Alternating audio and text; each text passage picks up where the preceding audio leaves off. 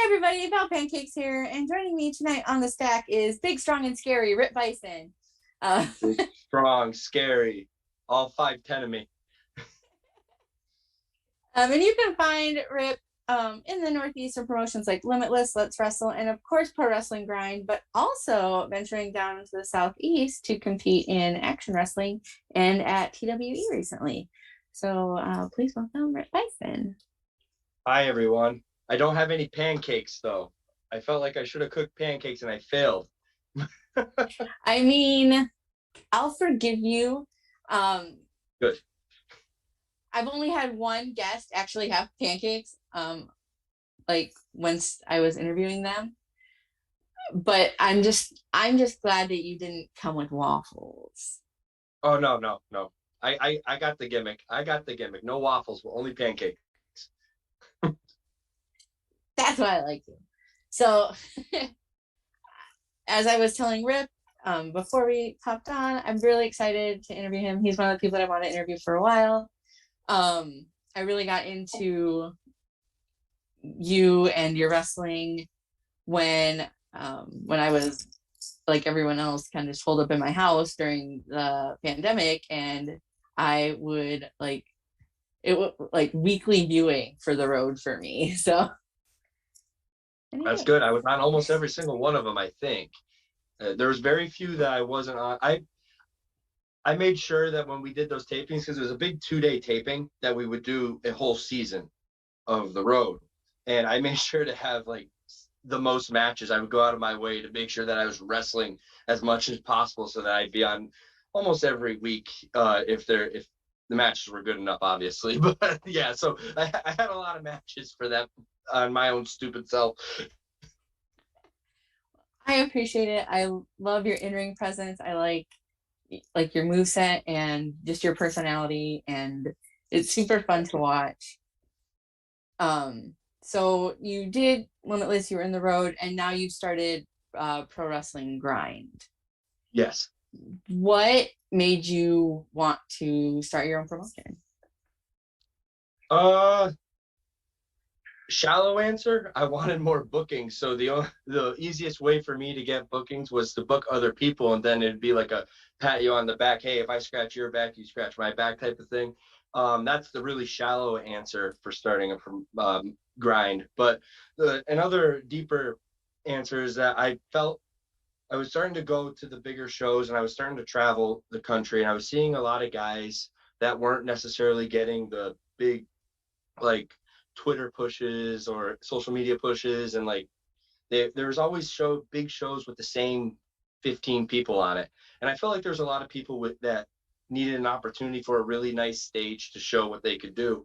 And that's what me and Delmy XO, she's a co-owner of it, we decided that we were going to book people that we genuinely liked watching and wanted to see them wrestle. Oh, this person that we met, or this person that we met. And so our locker room isn't necessarily the most popular people, but they're some of the best wrestlers that I've ever met or I've ever wrestled. Actually, that's a fun fact about Grind, is that pretty much everyone on that roster, we, either myself or Delmy or both of us, have faced at some point or another in our career. So it's like, it's kind of like, just, I want to have this a nice stage for these guys to show what they can do. And because I don't think a lot of people get that opportunity. Yeah, I enjoy most of, like, I would say most, I'm fairly sure I enjoy all the people that you book. I love watching your shows when they hit IWTV. It's always, the wrestling is always good. I don't know, like, yeah, I know that's like a dumb thing to say, but no, the matches are enjoyable and the wrestling is like, it's good. there's something that goes on in a grind, the day of a grind show, is that when everybody gets there, all of a sudden they turn it up. I don't know if it's because at the beginning of the show I say, go WrestleMania, do what you need, you get over. You have, everyone makes fun of me for my time limits. I say, you got 8 to 15 minutes, get your stuff in. I don't care where place you are. Always try to show up the other person. And I think that puts a little subconscious competition in everybody to be like, well, this is my chance. I'm going to go crazy. And everybody, without really pushing or like forcing them to do things, they're having these great matches that could be like, we don't announce the main event for our shows because any match could possibly be match of the night. And a lot of them on a show, and I don't want to brag about our booking because I feel like it's just dumb luck that we were able to do it. But like every one of our shows is hit at some point or another with either 2 or 3 matches that are like, oh wow, this is good wrestling. This is some of the best wrestling you'll see this week on IWTV or wherever you're watching it. And like, so it's just kind of like this unspoken competition amongst talent to have just good wrestling. What, like, how did you decide to pursue wrestling in general, to become a wrestler? Like, what was that? Well, it's I've always watched wrestling. I was the wrestling kid at my school. I had 2 choices of high school or middle school, high school, because both of the schools were a combine of them. But out of elementary school, I went to the school that had a wrestling team. Wrestling was always my number one sport. I always wanted to do it. And finally in high school, I was big enough that my parents thought, okay, you're not going to get hurt when you do it. So go ahead, you can do physical contact. Also, it didn't help that I kept getting kicked out of the basketball games because I was too rough. But so they said, okay, fine, wrestling is for you. That's for rough kids. And so it was always I always watched it. I always wanted to be a wrestler. There's no other thing I really wanted to do. There was a short period of time where I was like, I'm going to be a rock star, and I started teaching myself how to play guitar. And I was in a band that we never played any shows, but we wrote a couple songs, and like, but that never was, wrestling was behind that. But wrestling came back when I graduated high school, and it was just ever since. This is my life. I'm very one-dimensional when it comes to wrestler. Oh, why did you join wrestling? Well, I wanted to be a wrestler. Fair enough. That's as good of a reason as any. Yeah, right. So, what were some of the best things that you've learned while training? Stuff that's stuck with you over the years? If you could impart wisdom onto others. One thing I was trained at New England Pro Wrestling Academy way back before they recently changed ownership, so it's a little bit different, but kind of the same there. But when I was trained, I was always taught to be humble about my matches. I will be the first person to tear apart my matches. I hate watching myself wrestle. I think I'm one of the worst wrestlers in the world, but that's just how not saying that I was ripped apart and it was like mean how they were teaching you. They were just saying it can always be better. And that's one thing, always stay humble, because no matter how good you are, there's always someone better, because there's thousands and thousands of wrestlers in the world, and I'll be lucky to wrestle 100 of them. There's always someone better than me. There's always something you can learn. And I've tried to keep that I'm now going on 10 years. June will be my 10-year anniversary in the business. And like every year I learn something new about, whether it's this year I'm starting to learn about promoting and booking and stuff and more of the business side, but also I learned how to work and how to travel and how to talk to people on the road and stuff. And it's just like, always be humble, always know where you came from, That sounds like a good way to go. Just with like that, you can, like, there's always somebody better, there's always something to learn. Like, you can, like, there's always something else to reach. Like, if you decide that you're the best you can be, like, then never really get never settle. Never settle. There's always something more you can do. So who has had the most influence on you, both in the ring and out of the ring? Well, I guess Delmy would be my biggest influence, because, well, one, it's easy, we live together, but we both are in the business, and we both know how it feels in certain situations when maybe you're going through a dry spell in wrestling and stuff. So like, that's someone every single day is helping me through wrestling. Influences like in the ring with Rip Byson as a character and stuff. I mean, that's Bruiser Brody, any of Cactus Jack, what are called Stan Hansen, Kenta Kobashi. I mean, I have a whole list of top 10 wrestlers. I'll never have a favorite because there's always something that I like from each and every one. But they're all kind of similar with that Japanese style. But those are my biggest influences in the ring. I guess also my trainers too. When I was brought up, I have their mentality a lot. And even though one is signed to WWE, so I don't even get to see him anymore. That's Warbeard Hansen. He helped train me a lot, or Ivar from the Vikings. I think that's his name now. And then Brian Fury, who no longer wrestles, but they were really influential on how I work and my psychology and stuff. But yeah, no, really the biggest one right now is Delmy. Because like I said, with the running of the show and juggling our own bookings, and she's doing the same thing, but sometimes different because her schedules might not line up with me. She like really keeping me on the ball with this thing. So I know that sounds cute, but It's you know, cute. that's really, I only talk to like 3 people in this business like regularly, and she's the one I talk to the most. So Well, that is super cute. I know, right? Oh, Yeah. Rip Bison, tough Iron Rip Bison's being cute over here. Delmy's sitting over there sewing and being mad at me. You're embarrassing me. I'm not even in the video.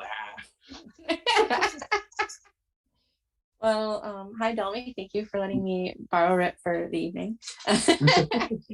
Yeah. But what keeps you motivated in wrestling? What are you looking for like in the future, either with you and your own bookings or with Pro Wrestling Grind? Probably with both. However you want to answer that question. Man, that's hard. I know my goal personally as a wrestler, not because it's 2 separate things. Yeah. Because I see as a promoter and as a booker, that's business. So that's me being a businessman, and that goal is to make money in my business and so that it doesn't sink, and hopefully we make it through a year, you know. But like that's the goal for that thing. But for wrestling, which kind of ties into Grind, my goal is I always wanted to go to Japan. And it's not anywhere in Japan. I want to wrestle for All Japan because that's all I watched. I really take a lot from All Japan most, and like I think it'd be so cool to step into Giant Baba's ring like that just once. That's Rip Bite, and then I can leave the boots in the middle of the ring. I can walk off into the sunset and just sign autographs and say I went to Japan, kid. You know, like I did the tour. You know, like I could be that vet who lived his dream. But it ties in with Grind because as a wrestler is that I'm happy that I've now stepped into that role of promoting because now I can have something after wrestling. It's I know it's kind of a dreary outlook to think that you can't do this your entire life. One day I will be old and I won't be able to bump, but I can be old, not able to bump, and still run a wrestling show. So I'll still be part of it. So like that's kind of what I set up Grind to hopefully succeed long enough to where I can transition into a full-time promoter at some point and still get my itch scratched for wrestling, if you know what I mean. It's all these deep answers for you, man. This is weird. Usually I like man, you're asking the good questions. Thank you. I try to be thoughtful and fun and not raise too much controversy, but yeah, it's not all what was the first moment you ever remember of wrestling? That question always gets me. I try. I'm honestly like, it's like it means a lot to me that you would say that because like I've tried very hard to like cultivate questions that are different than what you would answer on like every other podcast. Like I don't want to be like, this is my 700th podcast and she's gonna ask me the same 4 questions everyone else asked me. So no, that's good. I want people to want to hang out with me, believe it or not. Right? Oh, well, you're winning one over now. Aw. Well, what has been your greatest achievement in wrestling? And that can be whatever that means to you. If that's like winning a specific title, or if you had a series of matches with somebody that was like, these are the best matches I've had, or however you want to answer that question. whatever that means to you. My greatest achievement in wrestling was my first match, because I actually did what little kid me said that I wanted to do. I got paid to wrestle in a ring. Granted, it was 3 minutes and I got squashed and my ass kicked by a guy. I was really out of shape, brand new. I was still tomahawk. Well, that was the first match of tomahawk with 3 painted lines on my face. My hair was not even below my ear. I had a loincloth on and I ran out there doing this to Crazy Train by Ozzy Osbourne. But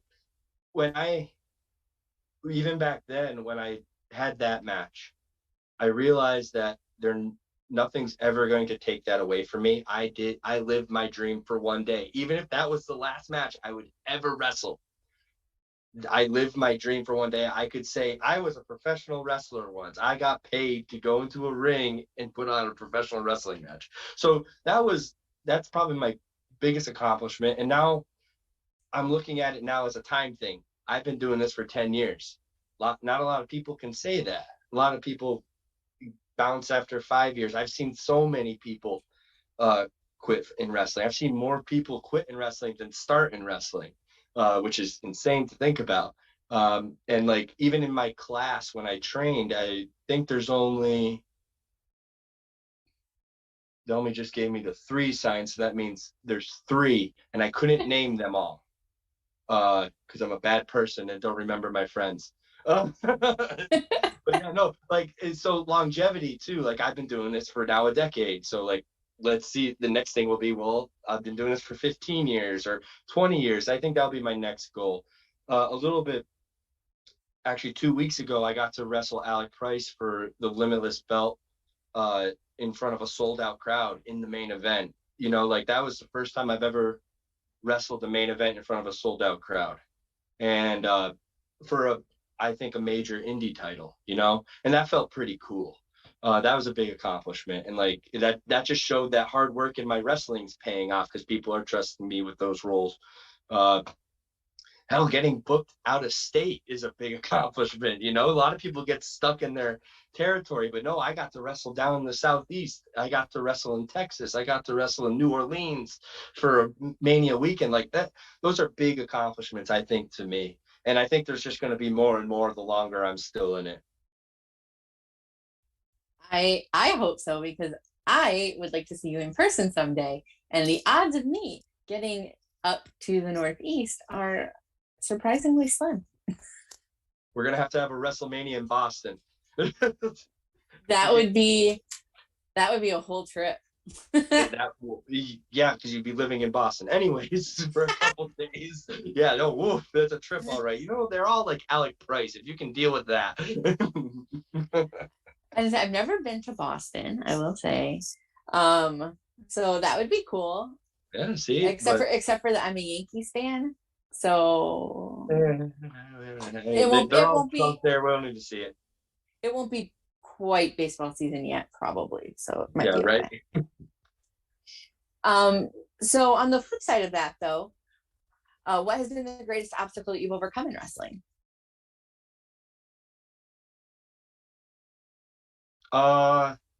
Getting booked. Hardest thing in wrestling is getting booked. Whatchamacallit. And I don't mean just booked on any show. I mean like getting booked where where people say, a lot of people will come up to you and say, "Oh, you're good enough. Why aren't you going here? Why aren't you going there?" And it's like, well, it's hard, you know. It's hard to reach out to some of these places, and the pandemic really, I think, changed that a lot because every promotion kind of went into their own territory, and they built a core group of guys for 2 years, and they got good with those guys. And the fans got used to those guys, and so they really like seeing those guys. And it's not shitting on that idea. Territories are great, but it's hard now. I think it's harder now because everyone has these built up regions and stuff. It's harder to break through that door to get into new places and to travel more. So I still think booking is the hardest thing. And even as a booker now, taking in bookings, you can't book everybody and stuff, and like that's a huge obstacle. So I get both sides of the thing, but yeah, the hardest thing, the biggest obstacle will always be getting booked. Fair. So if you could go back in time and wrestle yourself for your first match, or you could go forward in time and wrestle yourself 5 years from now. Which would you pick and why? I would go forward 5 years from now and wrestle that guy. He's way smarter than me. The guy, honestly, if I was to go back in time and wrestle myself, I'd kick my ass. Why'd you choose that terrible gimmick and you stayed with it for 8 years? You're an idiot. You're an idiot. You should have listened to everybody, but no, you were too stubborn. And I would get canceled for that, because it'd be like, oh my gosh, he's killing this poor kid who's wearing face paint and barbed wire trunks. Yeah, it would be, he's actually murdering this guy in the middle of the ring. We're watching a public execution. Now, I don't want to wrestle him, but I do know that younger me sells better than older me. So at least my stuff would look great. But no, I want to wrestle future me, because like I said, I don't know, you can't predict where you'll be and what you have done in 5 years, because wrestling is like that. It's so quick. Yeah, it seems, especially with independent wrestling, and maybe like I come from a weird place because I've only been paying attention to independent wrestling outside of my local area for like the last 3.5 years. My local area, I will be going on a decade watching people in my area, but there's not a lot of crossover because I live in Nebraska. So, right? There's not a lot of wrestling there, is there? No. Not a lot of anything. There's a lot of corn and a lot of cows. There you go. Hey, Manders might come through. There you go. Manders has worked the promotion that I work with here. So yes. Okay. Well, yes, we've had a Manders. But it's hard to kind of see other people come in and out, especially with where I live now. I was going somewhere else with that, and I lost all train of thought. That's fine. So my sincerest condolences. My brain just quit functioning. I'm sure I'll remember halfway through the interview, and I'll be like, there was the point I was trying to make, but it's gone now. So we'll just move on. There we go. Anyway. So moving right along. If you had an action figure of yourself, but it was one of the ones that could like speak, what would you want it to say, and what accessories would it come with? It would probably either do my Rip Byson shouts or something stupid like that, or it would say, like, in between those, it would just go, don't suck, don't suck. And it would come with all the things that I've ever come out to the ring with. I mean, it would come with my chain, it would come with a strap, and it would come out with the weirdest thing I ever came out to a ring with, a snare drum. Snare drum. I was in a weapons battle royal in my first year of wrestling, where it was like a Royal Rumble, and then every entrance somebody had a different weapon that they brought to the ring. And well, I was so green at the time that I wasn't allowed to bring my own type of thing, and they didn't want repeats. They didn't want repeat weapons. So there was a snare drum there, and they just handed it to me and said, go out there.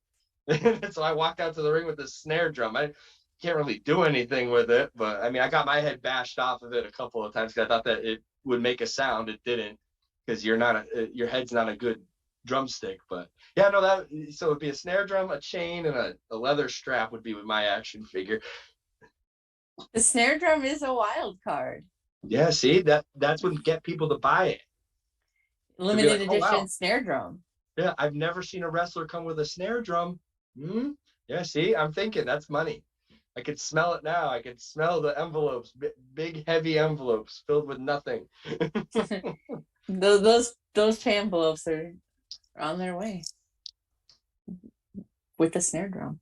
Yeah, snare drum envelopes. They just fill the snare drum with money and give it to you. I'm going to start giving a snare drum to somebody to come out to the ring at Grind. You're going to be like, oh my gosh, I get it.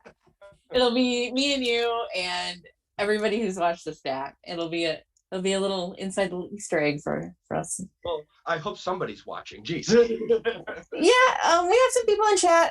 We usually get a few. We after we're done, we put it up on our YouTube. Right now, we're live on the Action YouTube, and it will be available wherever you listen to podcasts. There we go. See, you can hear me everywhere, people. There's no escaping. Yeah, right. Everyone can hear the words of Rip Byson. Don't suck. Just Yeah, don't suck. If you could create your own title, what would it be for and how would it be defended? Oh man. Like, go wild with it. Like, I mean, it doesn't count that I've already created the grind championship, right? That doesn't count. No, it doesn't. Independent of that. Like something like banana sandwiches, like something crazy. Oh, let's see. I gotta look into my interests. I believe there's already been like a alcohol consumption type title before. You know what? I think it would be a barbecue type title, like not necessarily, well, cooking and eating said barbecue. We'd have to figure out a big tournament bracket style 16-person thing. And it's like you gotta be able to cook and survive what you cooked, and but it's only barbecue related and meat related foods. And no, I have to put some thought into that. This might have to be a summer a grind summer show, a big BBQ Pit Match. Yeah, BBQ Pit Championship. There we go. Everyone wrestles in a pit and it's on fire and they're throwing sauce at you, and yeah, and the winner comes out, doesn't get cooked. I don't know. The winner gets like just like a chain of sausages or something. Yeah. Oh yeah, made out of meat. It's like a big Yeah.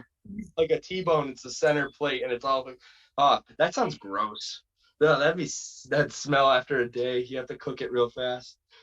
And I mean, you could have like a golden T-bone for your front plate. Yeah, don't they cook with gold now? Like they wrap up some of those steaks and stuff. I'm pretty sure I've seen that. Oh yeah, like they like gold leaf it or whatever, like edible. Yeah.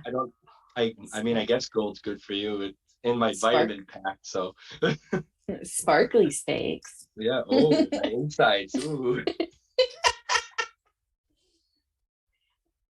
I look forward to the grind summer barbecue pit match. You know what? There's about Delmy and I make all the final decisions in the company, but there's about 3 or 4 of us that get together and we throw out some ideas just to get them out of the way. And you know, that one has not been brought up, but I bet you if I was to pitch it, there would be some serious talks. We'd have to think about logistics and everything, but yeah, we'd have to sink the ring into the ground, you know, like a pit. It's like the pit fighter. I'll get a cease and desist from the pit fighter on IWTV. You can't have a pit match. But it's a barbecue pit. I think it'll be fine. Just make sure to really like barbecue it up. Like have a grill in there. Maybe have somebody throw some like hot coals at each other. I don't know. Just spitballing. Frozen corn cobs. Just No, we'd have to really think about this. No, I like it. It's going into the committee. Suggestion box for Pro Wrestling Grind.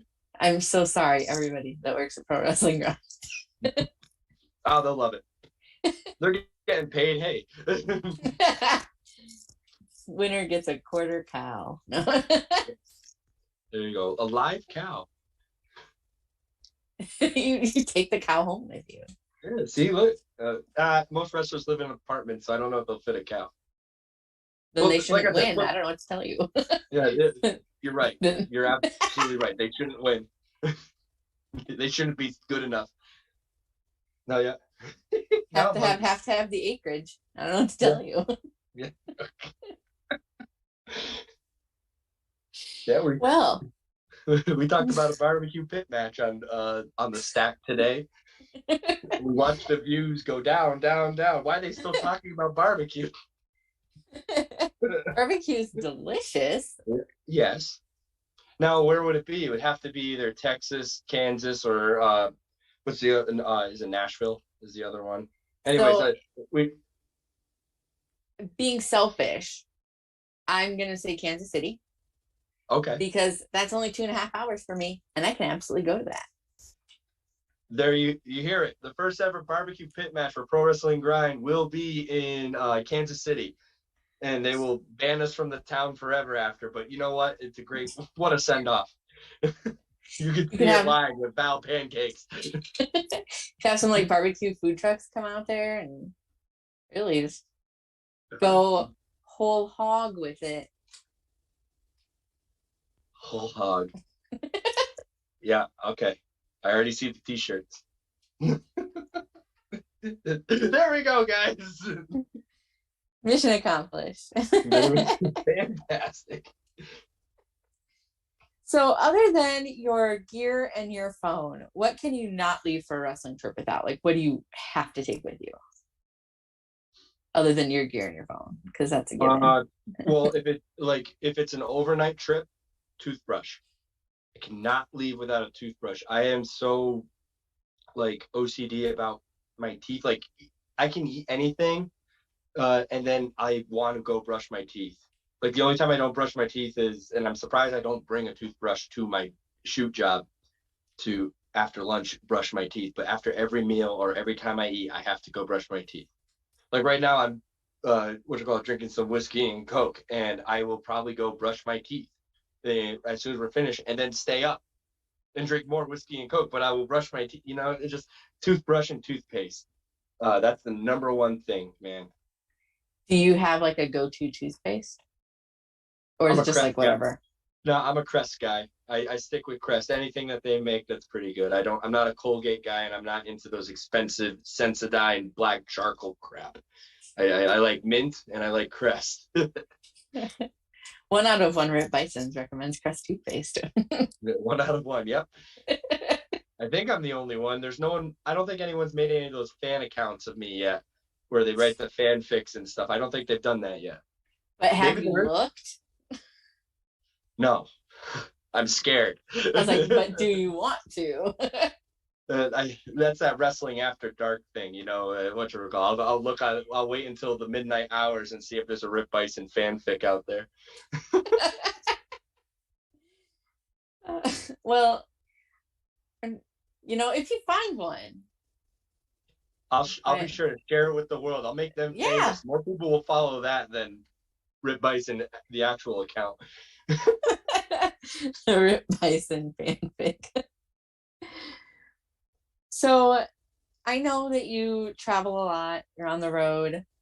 What do you like to listen to on the road? Like, what is your go-to, I don't know if it's music or podcast, whatever you listen to on the road? If I'm by myself on a wrestling trip, I can actually sit there in complete silence. I'm a psychopath. If I'm with people, I will listen to music. I mean, I'll listen to metal and rock. That's my music of choice. But you will find me 50 to 65% of the time just sitting there driving 2.5 hours, not listening to anything. And it's like, it's really weird. And actually, when I go to work and stuff, I don't even turn on music or anything. And like if I'm driving around in the state, I'm just like, oh yeah, silence. And sometimes I forget to put on music for people I'm riding with, so they're sitting there awkwardly while I'm just staring at the road driving in silence. But no, if I do listen to music and stuff, like if it's really late and I need to stay awake, it's heavy metal, classic heavy metal, classic rock, West Coast rap. I do dabble in the West Side Connection, West Side over East Side, sorry East Side. And then like I found myself, if that doesn't keep me awake, Stone Cold podcasts always keep me awake. There's something about the way he talks and just like how he talks that's just really fun. And like you're like, oh my God, this guy's like my uncle talking to me. And so yeah, no, those are pretty good. But yeah, no, 50% of the time, absolutely nothing. I mean, that's a choice you can make. If that's how you want to live your life, who am I to stop you? You know, don't ask why, but nope, silence. What would? Oh, see, I don't like to listen. Like, I don't like to hear my car that much. Like, I don't even hear the car when I'm doing it. I'm like zoned out. I don't even know how I get to where I'm going. I just get there. Not even just, we're just going. There's no thoughts in my head either. It's weird. I tell you, it's just the void. You just zone out and just appear. It's like time travel. I'm going to get like 100 messages now going, Rip, this is your intervention. You're going to have to go see a doctor because you just announced on Val Pancakes podcast that you are a sociopath. You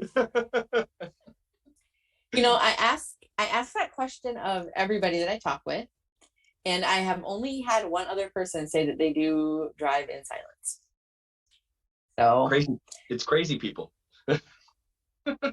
yes, Yeah, yep. yes, I'm gonna 10 of 10 say yes on that, because it was John Davis, another large scary person that I'm not gonna fuck with. It's So a large, scary ones you have to watch out for. truly, Yeah, y'all are, really. y'all just like to sit quietly, and I just imagine, and you say you don't have thoughts in your head, but no, I don't believe that at all. In my head, whilst I control my own narrative, you are thinking of just ways to injure, not injure, but like, you know, to beat your opponents in the ring. No, And don't even think. creative Don't even. moveset. I don't think about wrestling until I'm at the show. Wow. No, like a lot of. I remember a couple. This is we're going off. I get once in a while if I'm wrestling somebody who is which I'm actually surprised Alec didn't message me about ideas, because when he's very intense when you're talking over things. But no, I've gotten a few messages over a couple of matches, and like they weren't even like really big matches from some people, and they're like, "Hey, you got any ideas?" And it's like, "No, I'll see you when I get there." And I'm sitting in the empty room looking at the empty ring, or the people just like farting around the ring. I will think of something then, and even then, it will be all scattered and I won't remember it until I'm actually in gear. And then that's why I put my gear on right when I get to a show, is so that I can actually be, okay, now I have to wrestle. I'm in the gear, my boots are on. I have to wrestle now.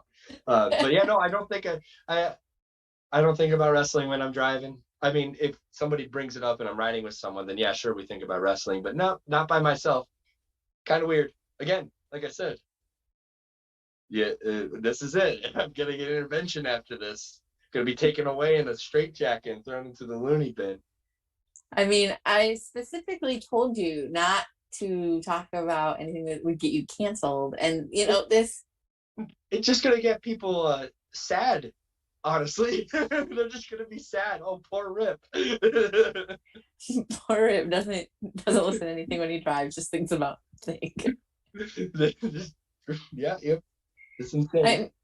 I mean, honestly, I'm a little jealous because like I cannot turn my brain off like that. Like I wish that I could, but instead I manufacture problems for myself. So it helps that I get dropped on my head a lot.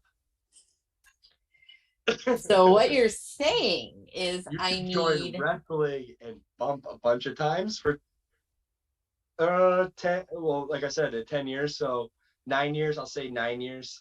Then you empty thoughts and it's all cruising. I mean, I appreciate that. I'm gonna probably pass on that. No one listens to me anyways. I don't think that in fact, I absolutely know that I would be absolutely no good as a wrestler for a multitude of reasons. You don't know that. Oh, I'm like super clumsy. I would definitely hurt myself and probably hurt somebody else. And then nobody would want to work with me anymore. They're like, no, there are guys that hurt other people all the time. People still work with them. Yeah, see? We have matches for that. Anyway. Yeah, BBQ Pit matches. Yeah, the most dangerous. So I know that you said you don't listen to a lot of music, but what would be like the most surprising song on your playlist? Once in a while, I've been known to know the lyrics to Taylor Swift songs. I believe the song "Shake It Off" is my one that I surprised my entire car ride once, because that part where she breaks it down and she does that rap part. I was zoning out completely while everyone was singing this song. And then when that part came on, I burst into the song because it's the only part that I bothered to learn for that when I was working one day and it was playing every 3 songs. So I learned that part. And so I came in hot with that, and everyone just like, they didn't cheer. They were like worried. Again, they're always worried. So when you're on the road, I'm a Snackosaurus Rex. I love snacks. I'm a snack girl. What are your go-to road snacks? Popeye's chicken. If there's Oh, a Popeyes on the trip, I am pulling over and I'm getting their chicken strip basket with some fries or the coleslaw, and I'm getting those biscuits, and that's what I'm doing. If not, I usually just drink energy drinks, and like that's what I consume on things. It's just caffeine, caffeine, caffeine, caffeine. No food because I'm always nervous. If I get to a show, I'm gonna feel sick because I ate something. But if I do see a Popeyes, I will sacrifice myself to being feeling sick at the show to eat that damn chicken. so what I'm hearing is people need to bring you Popeye's chicken to shows. No, because I don't trust fans. But That's but no, that's fair. but they should book me where the route will take me by Popeye's chicken, and I'll be a lot happier Rip Bison when I get to the show. Also be a heavier Rip Bison, but we'll get there when we get there. Got all that chicken. I mean, there are worse things than Popeye's chicken that you could consume. So Like crack. Anyways, don't do crack, kids.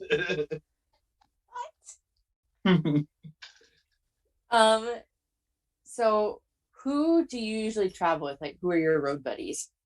Perry Von Vicious, the human monster truck, and the commentator for Limitless, Johnny Torres. That is, and then Delmy. Those are my, for the past like 5 years now, those have been my road. That's been my carload. Which we're not really booked on all the same shows anymore, so it's a little bit less frequent. But when like between a year and 2 years ago, every single wrestling trip was the carload, plus or minus one person. Nice. So what is your favorite city to wrestle in?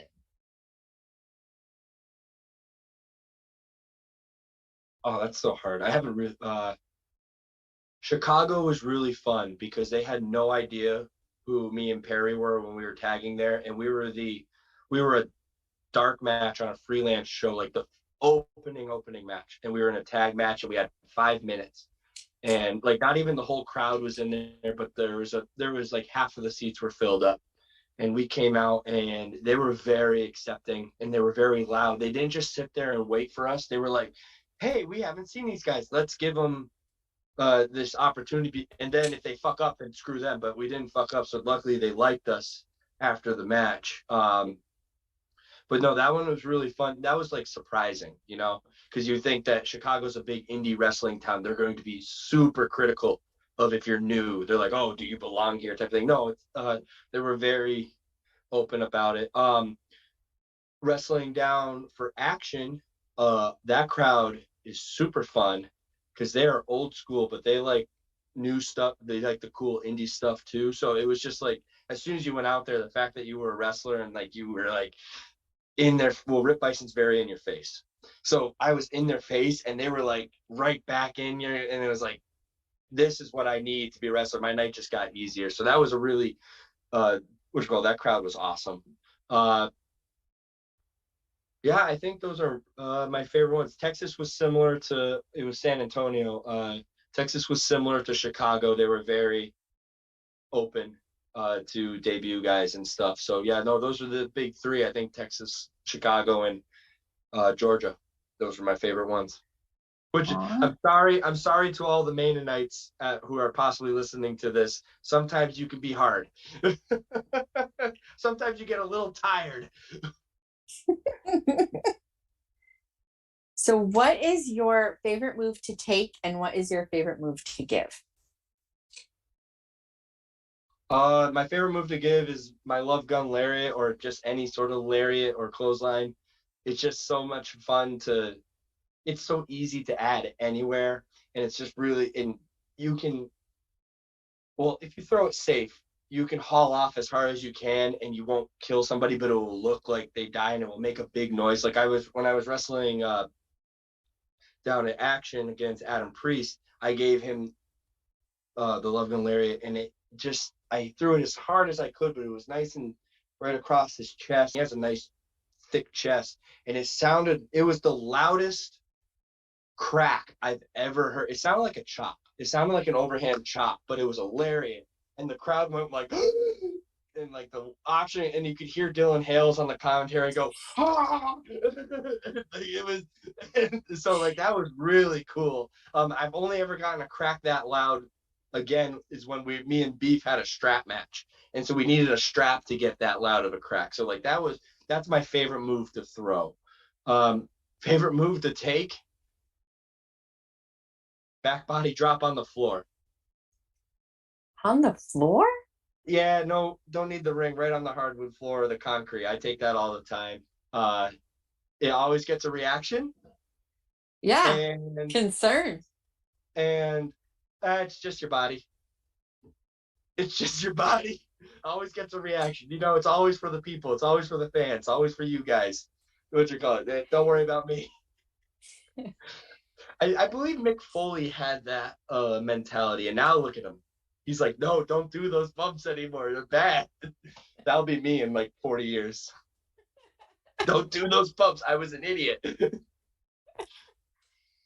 So like when I like watching a wrestler, I do care a little bit more about their well-being.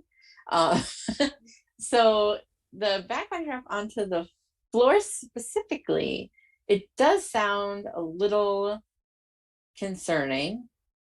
But if you enjoy it, and it certainly gets a reaction out of me sitting on my couch. So There you go. by all means. Side note, all bumps suck. There's not a good bump. Every bump it's not natural for the body if you're looking at it in a scientific way. Purposely falling in that hard and that fast to create a noise or something. So if I'm going to pick one that I want to take all the time, it's going to be at least one that, well, someone else will appreciate it that I'm doing this, you know, like, because it's just that I don't want to bump. Who wants to bump? But it's part of the job, and also I'm getting paid to do it. So, well, I guess this is my job. You know, this is a job. It isn't, or I'm trying not to make it a hobby. So I'm going to give you 100% of what I could possibly give, and a back body drop on the floor is that. I mean, you know, if you're gonna have to bump, you might as well do a bump that nobody else on the show is probably gonna do. There you go. Now you're thinking, see, you'll be a great wrestler. Oh no. I understand these things. That does not mean that I want to attempt them. Lord. Psychology is 99% of the thing.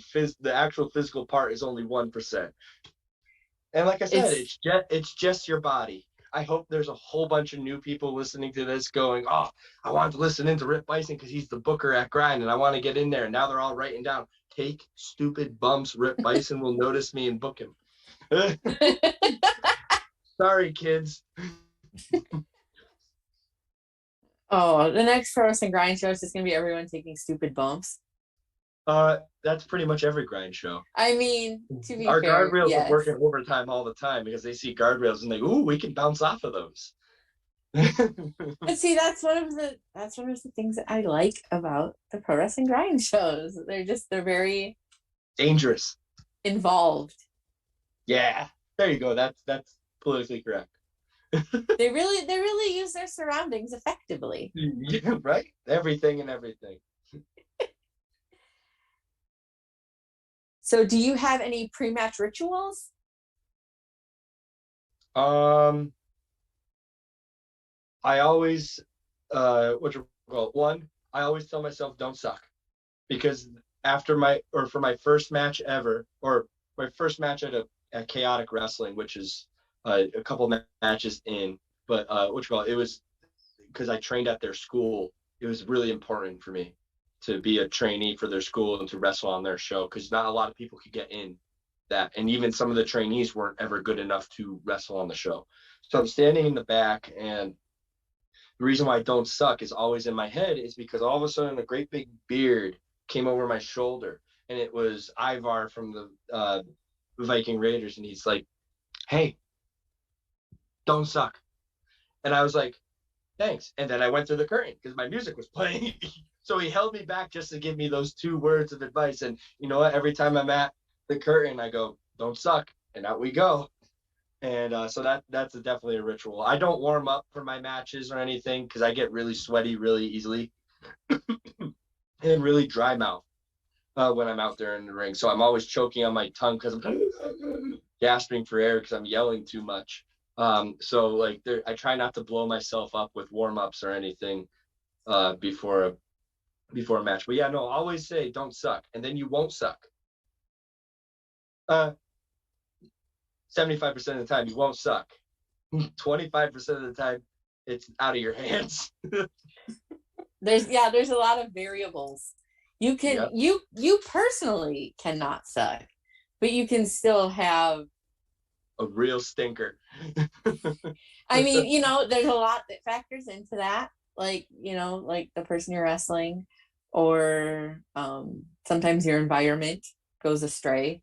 Like if you're at an outdoor show and it's like hotter than fuck out, like that would be a problem. Those are some of my favorite matches because then we don't bump because the canvas is too hot. So we stay standing. Oh yeah, no, and then we circle back again to saying the best bump is not bumping.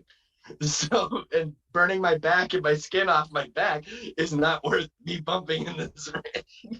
I'd rather bump on the grass than bump in the 110-degree canvas that's you can feel your skin bubbling up. I don't know why they never purchase a tent. Just put it over the ring. Just a light sear. Flip you over. Good medium rare. It's the fastest bumps ever because the guy bumps on and they go, and they're already up. Wham, up, the fastest they're ever gonna get up. You can't train that. I mean, somebody's not selling though. Oh, they're selling. They're screaming, "Oh my God, it's hot!" And that's a real sell. That's real. That is that you know that is 100% wrestling's real at that point. Those third-degree burns aren't going to cure themselves. Yeah, nope. So I have to drive 3 hours back in a car like this because I can't lean back in the seat. Oh, and it's you know, it's getting warm out. Those shows are coming. Oh yeah, no, Grind has one in Labor Day weekend in September, so that luckily we're under a tent. They got I was a like, big did you circus. purchase a tent?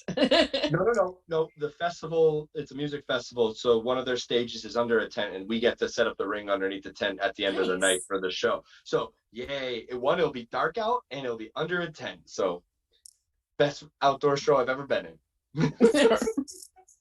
Man, like I don't know, like it has been unseasonably warm already, and I know that those shows are starting to come up between, you know, different, you know, state and county fair stuff and just people wanting to be outside and outdoor shows. So yeah, good luck.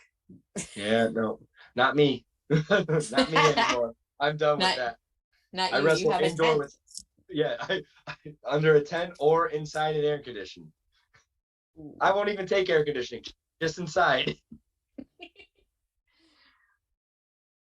As long as the canvas is a decent temperature. As long as when I'm tired in the match and I can lay on my back and be dead, I'm at least can just be laying on my back, you know, like getting actual rest instead of going, oh, well, I'm not gonna be able to lie down on my back in my bed for a week. You know, these are the surprising, maybe injuries people don't immediately think of when they think of wrestling, but yeah, WWE had it all wrong when they had that warning before their pay-per-views. Don't try this at home. How do you learn to fall off a ladder? How do you learn to bump in scorching hot canvases on fair shows? They didn't say that one. That was the worst. I'll jump off a ladder any day of the week as long as it's not in one of those. that might have to, like, I feel like that could be part of the barbecue pit show where you barbecue, you know, like. Yeah, no, it's definitely gonna need to be a black canvas out in the sun because that's the grill. It's an old iron top.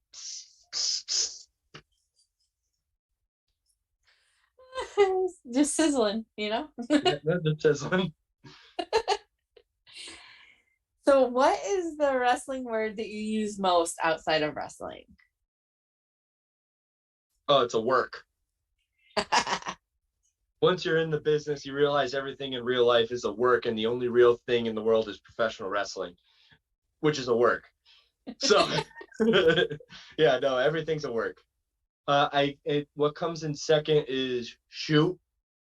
What you call it? I use shoot a lot. That's a shoot. They're shooting on you, everything. That one gets a lot. And then I find myself using kayfabe a lot. I like telling her, kayfabe, quiet, like those are the big three. Nice. Those aren't ones that I usually hear, so that makes me really happy. That's weird. Usually I get gimmick. Kids not come up in wrestling anymore? I haven't been around it that long. Jeez, these aren't that old of words. Who's on these shows? I'm gonna have a talk with them. This is good. That's it. Carney is coming back. Everyone has to learn Carney, because I'm one of the last people in the area that could speak Carney pretty fluently. But what you call it? Wait, they don't know shoot, work, and kayfabe. See, the answer I usually get is the answer I usually get is gimmick. Oh, gimmick's like number 4. because it's so versatile. Because everything is a gimmick. Everything's a work. Everything's a gimmick. See? Oh man, wrestling. So again, I know that you travel a whole bunch. It seems like every wrestler has at least one really good travel story where either like something really funny happened, or like the trip was really memorable because of like shenanigans, or like you almost die. Like it always fits in one of those 3 categories. So what is your best wrestling travel story? And if you need to censor any names, you can absolutely do that. The one I'm going to tell is my first trip to Canada.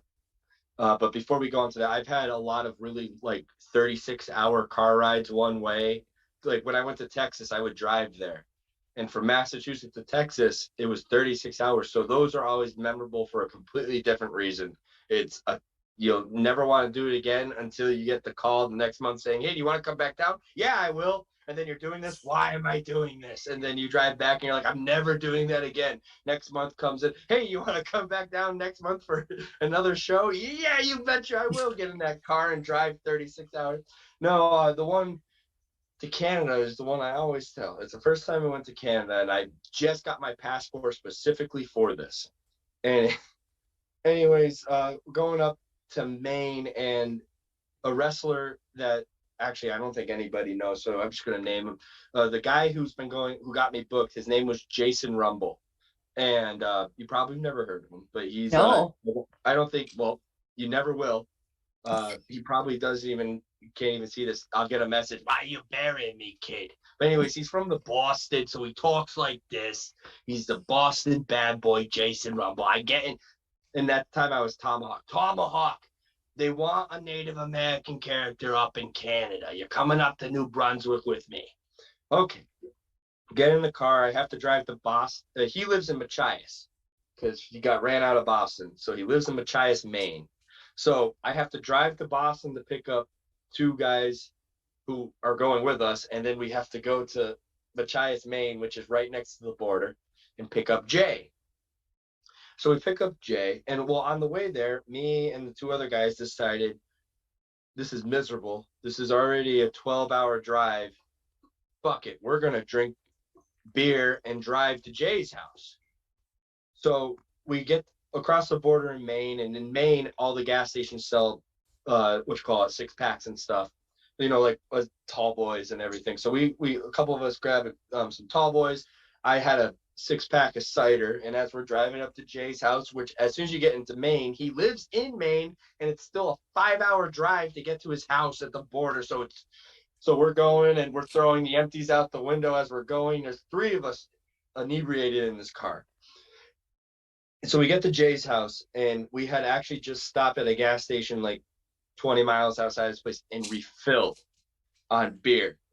And so we had just started those, and we get Jay, and now Jay's looking into the car, and he's going, what the fuck are you doing? And it's like, Jay, we're going to finish these before we get across the border. It's totally fine. He's like, the border's 20 minutes away. You got 5 there. You can't have those. We're like, good, we got it. So we finish those and we get to the border and he's like, okay, you're doing good so far. You're not too drunk. I'll let you do the talking because I was driving. My buddy was in the shotgun. The other guy was in the back and Jay was in the back because he was the last one in the car. So he goes, here's all the passports. Here's our paperwork because he used to make up fake letters from the promoter to make it seem like it was official. You don't need that. To everybody who's going to Canada, you don't need a fake letter from the promotion saying the reason why you're going. If you're only going once, you just say, I'm going up there for one trip and I'm not getting any money. And they go, okay, cool, come across. And if you're over there for longer than that, guess what? You probably have a visa. So you don't need a fake damn letter from the damn promoter who doesn't know how to type, because that was one of those promotions. You don't need a fake letter that's plagiarized by these guys for all four of you to hand with your passports over. It makes it 100% suspicious. Anyways, he hands it to me and we're in the next car. We pull up. As soon as I roll down the window and I hand this and I'll never forget him. His name was Officer Wolf. And he was this French Canadian guy, and he spoke enough English to get you across the border, basically. He could ask the basic questions, and that was it. And so I hand the passport and the papers. And mind you, 3 of us are drunk and the other guy is insane. And so I'm doing my best to be sober and hand it over. And I'm about to answer his yes and no questions. And as soon as I open my mouth, Jay sticks his big fucking head around in between the front seats and starts screaming at the guy.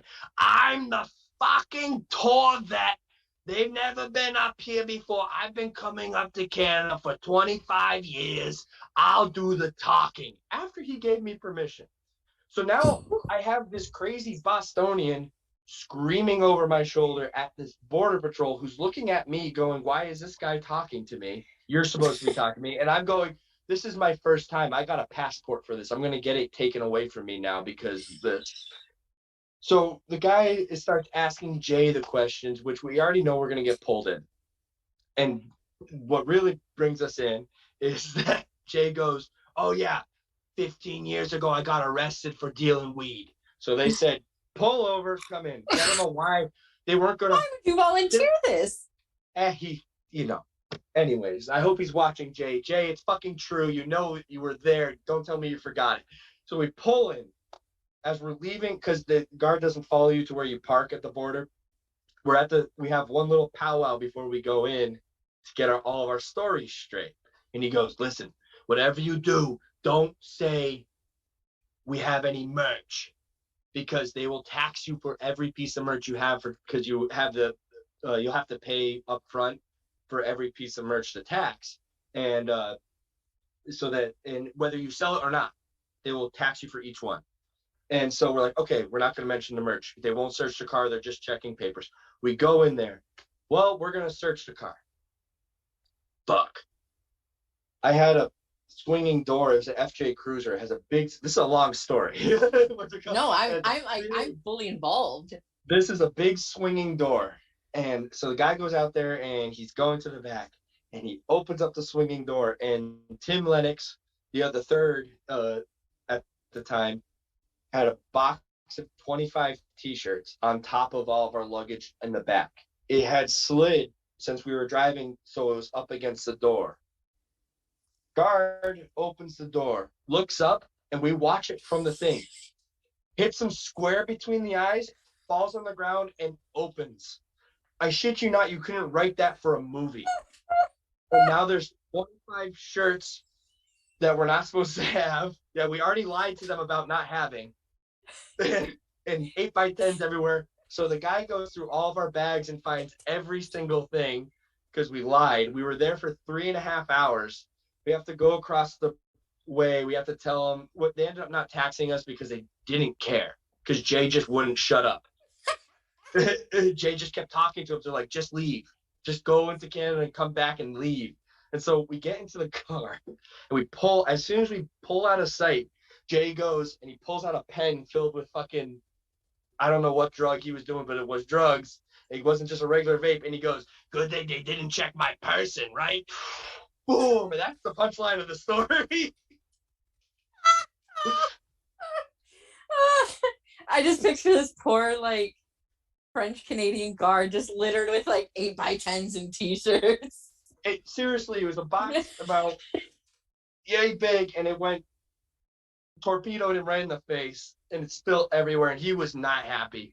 He was very upset. But yeah, no, I almost lost my passport on my first damn trip because of Jason Rumble.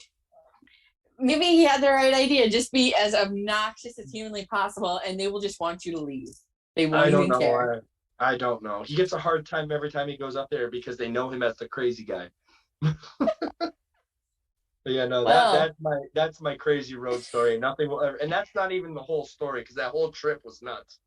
But like, if that's a good place to just cut it off.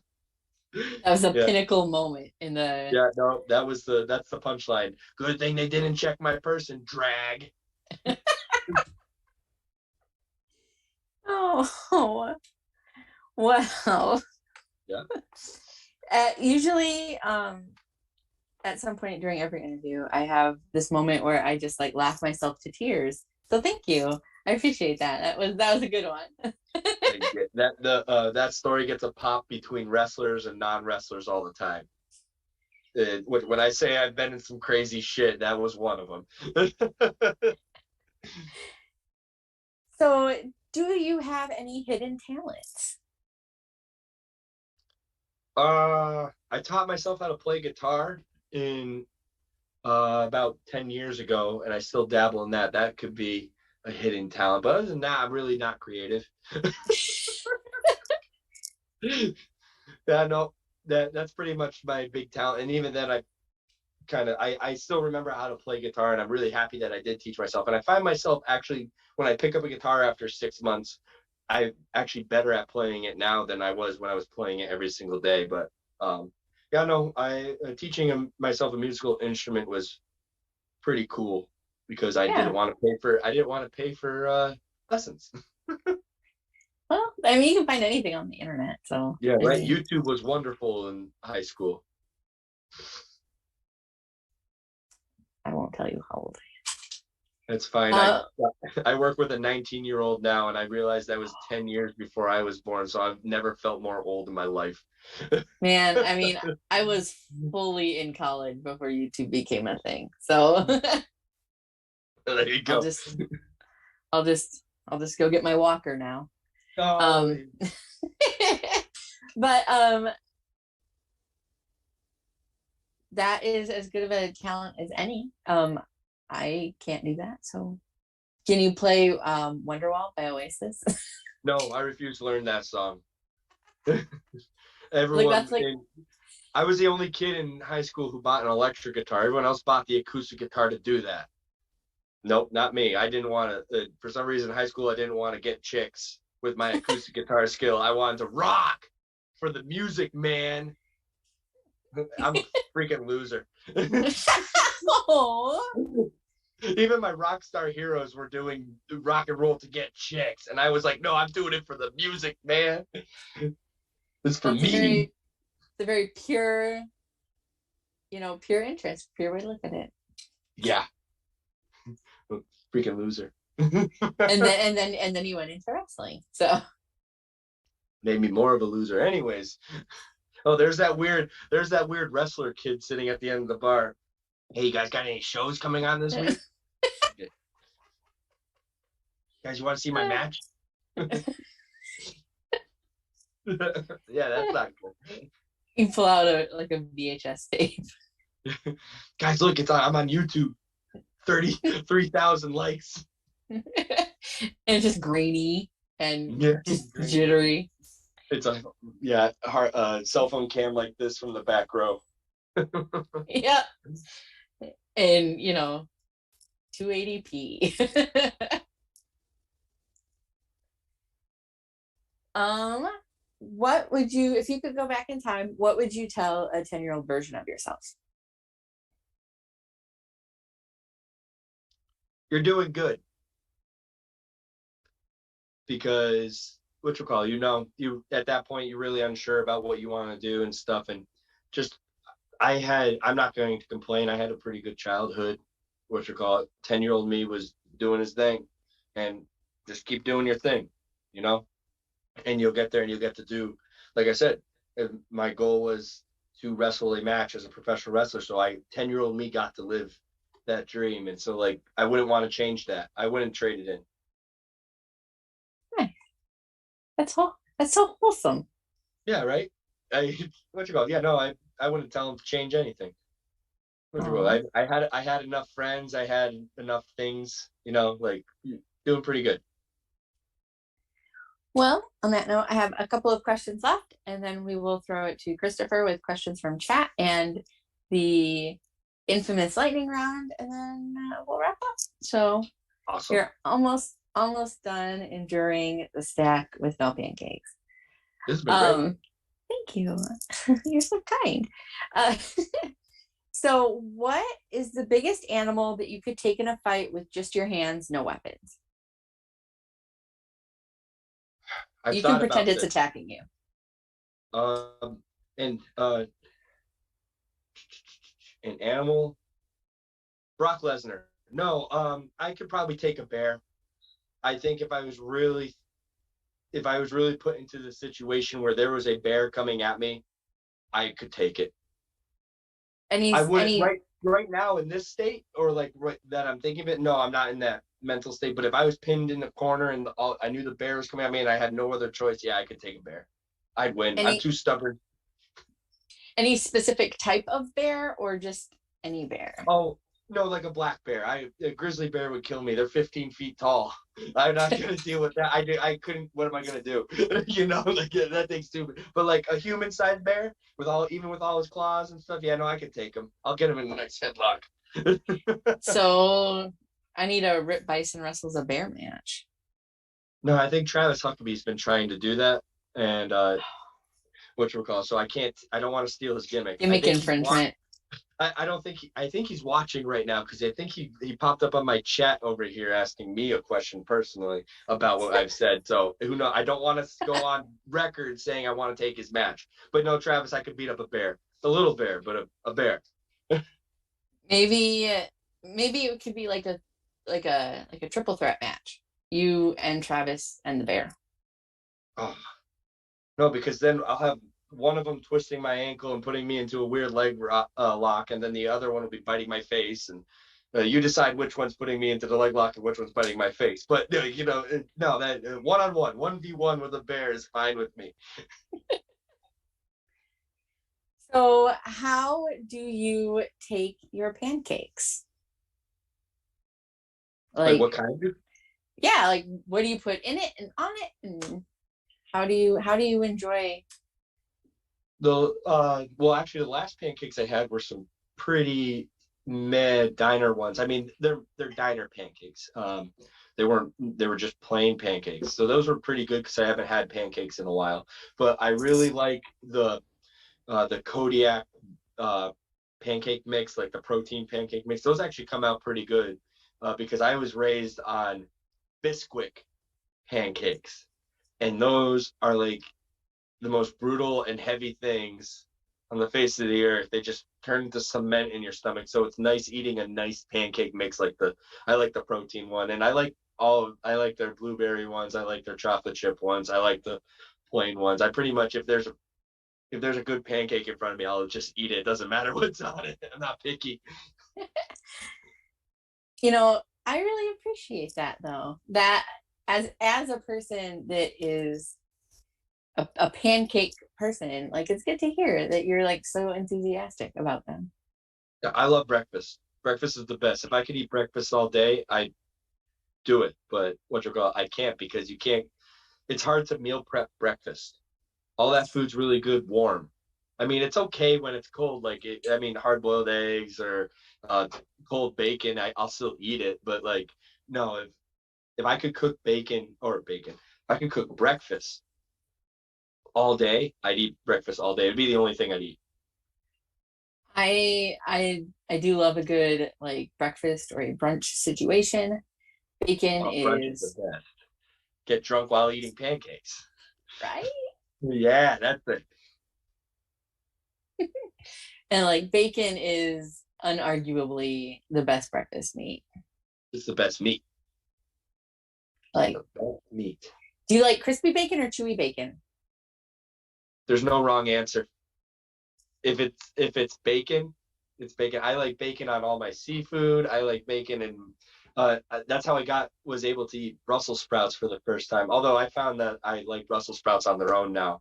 But no, we originally cooked them with bacon in so you had a cup of Brussels sprouts with bacon bits or bacon chunks, because we use real bacon instead of the pre-made bits. And so bacon on veggies, bacon on anything is just the best thing in the face of your salted pork products is awesome. Bacon on a pizza is good. I love bacon on a pizza. Oh yeah. Bacon is an anytime food. Yeah. So I'm gonna take you on like a little mental journey. So just hold on tight and we'll get there. I'm here. Awesome. I'm glad you're with me for this. So imagine that you're hungry and you go to the store and you want something sweet, and you're like kind of cruising down the aisles, and you cruise down the cookie aisle and you're like, this is exactly what I wanted. Cookies, delicious. Cookies are great. Nobody doesn't like cookies. Yeah. So you're looking at all of the cookies and you decide you don't want, chocolate chip or oatmeal raisin or peanut butter. You go for America's favorite cookie, which is the Oreo. And you look at all of the Oreos and you don't pick any of the flavors. You just want like chocolate cookie, white cream Oreo, but you still have decisions to make, right? Because you can get the thin Oreos, or you can get the single stuffed Oreos, or you can get the double stuffed Oreos, or some places even have mega stuffed Oreos. So which one are you going for? Double stuff. Because I remember when double stuff came out the first time, and I was like, I think it was the first time, or at least they had come back with it. And I remember it was such a big deal because I was a little kid, and I'm like, because I'm used to the regular Oreos. And a regular double stuffed Oreo is the perfect amount of cookie to cream ratio. And I'm not one of those people who rip them in half, eat the cream, and then put the cookies out the thing. I like the whole sandwich, And so no, double stuff was the best thing they ever did, and they'll never beat it. So that is the unofficial correct answer to the question. Congratulations. I got it. I did it. I win the Oreo cookie belt. Everyone is applauding you in the chat. So on that note, Christopher. Yes. On that Questions? beautiful note. We got pancakes and we got double stuff. Rip knocked it out of the park, getting both questions right. I'm over in a chat. Yes, I did it. There's a silent chat that I'm not part of, and I'm over in it. I did it. It's the first time ever. Oh, feels so good. We also made a big announcement during this interview. Pro Wrestling Grind has announced the inaugural Meat BBQ Pit Championship Tournament coming soon. So let's make it to the first year first. It sounds expensive and sticky. All right. Well, we got some questions from chat. Let's roll through them. Vic was firing away with some good ones. You guys were talking about shoot job a little bit earlier. Rip, what's your worst shoot job? I was the closer at the butcher shop at a Big Y supermarket, and I had to spread. Basically, they had me work 5 to 9 after the butcher had gone home, so there was no more cutting meat. I just had to clean up everything that they did for the day, and that was terrible. There's some things there's drains that I opened that I could never get. I weld dumpsters now for my shoot job, and there's smells from those drains that are worse than the dumpsters that I deal with now. And it's like, oh my God, yeah, that was terrible. And it's always gross. It's just rotting meat. Oh, jeez. Yeah, that sounds terrible. Yeah, that sounds pretty awful. That was a big turn from Oreos and deliciousness. So Vic had asked if you and Delmy had ever tagged, which we had informed him that yes, you guys have tagged before, but I'm going to switch the question up a little bit and ask, what was your favorite match where both of you were involved in? What you call it? It was our trios match. It was at a Limitless show, but it was over the pandemic. but it wasn't aired with the show. It went on early, and I think it just went straight to YouTube. Yeah, and it was Team Sea Stars Fuck versus Team Prestigious, and what you call it, Delmy and her sister Ashley Box had the idea of they wanted to do Young Bucks inspired gear, so they had these tassel-y vests with that said, one said C and the other one said Star, and because I was teaming with them, they decided to make me that one time or those couple of times that Kevin Steen was teaming with them, and his vest said "fuck." That matched the Young Bucks vest, so I was the fuck of the Sea Stars. So we were Sea Stars fuck. That's a really fun trios match. I haven't had really any bad trios matches, but no, that one was my favorite with Delmy so far. Awesome. Yeah, and that is on the Limitless Wrestling YouTube. You could definitely check that one out, and that's a fun one. Yeah. Was the gear orange? Yeah, orange and purple. I feel like it was on IWTV somewhere at one point, because I know that I've seen it. I wore the fuck gear, or just my gear, when I teamed with MSP at a live Limitless show that aired onto IWTV. So there you do see the fuck gear, but I had worn it previously with the whole thing with the Sea Stars. So if anyone ever wanted the backstory of why Rip Byson was wearing a vest that said fuck on the back, and that is the history of the Sea Star fuck vest. Awesome. Nice. All right, let's jump into another one here. One of the staple questions from our VIP, Vic. In your opinion, who has the best gear of all time in wrestling? Rip Byson. and I will die on that hill, because I am very proud of the fact that I design all my gear. I don't make it. I have someone who's very talented who makes it. But I do all the spiked vests, the stud, like the metal studs and everything. I do that to my gear. So the gear comes in with none of that on, and I put it on. And so I feel really hands-on with that gear. I mean, there's a lot of I like Macho Man stuff and everything, but my favorite gear is honestly my gear.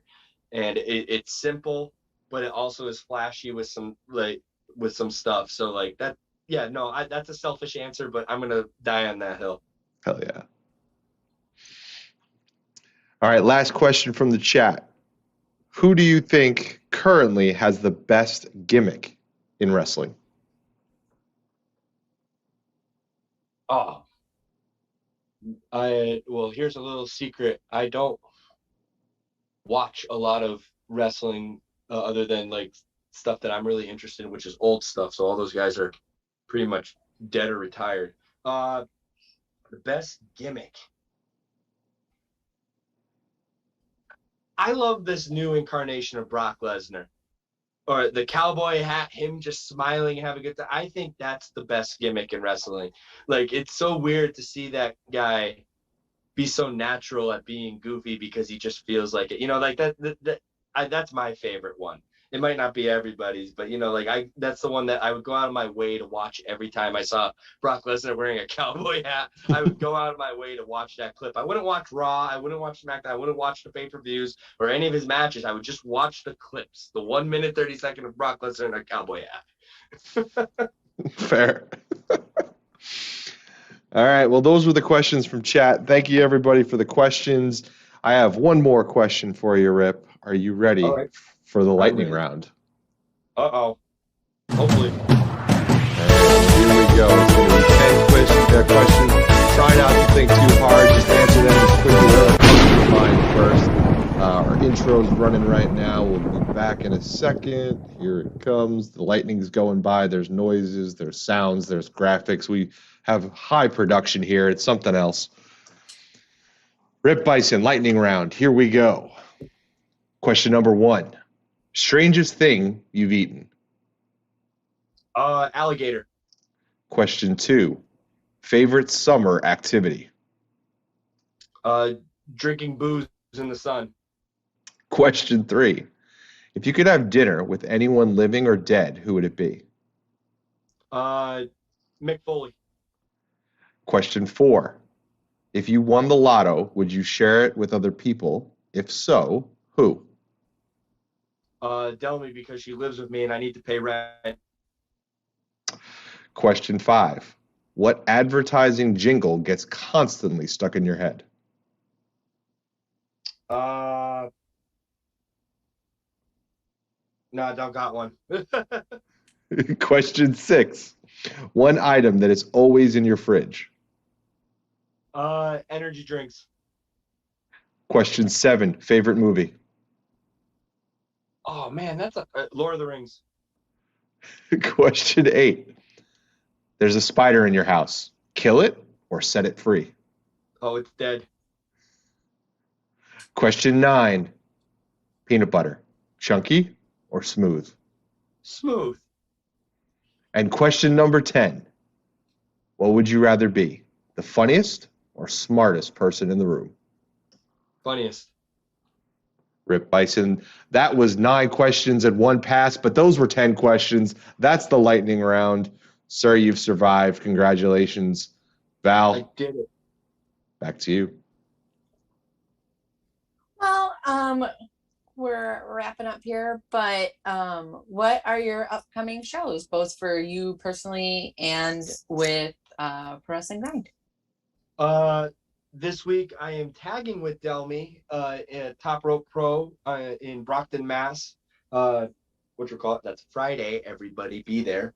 The week after I will be at Let's Wrestle up in Maine. And then the week after that it'll be Grind Week, baby. Hashtag Grind Week when we present Come and Get It on the Friday, May 27th.